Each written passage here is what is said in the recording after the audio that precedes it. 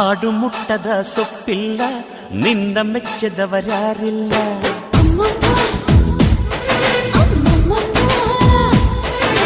ಜೇನಿಗಿಂತ ಸಿಹಿ ಬೇರಿಲ್ಲ, ನಿನ್ನ ಮುದ್ದಿಗಿಂತ ಸಿಹಿ ಬೇಕಿಲ್ಲ.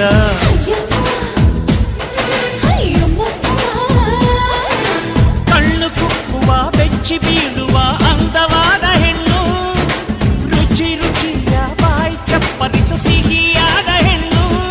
ಅಯ್ಯೋ ತಿಂದು ಬೇಗಿದರು ಆಸೆ ತೀರದ ಪಂಚಾಮೃತ ಇವಳು.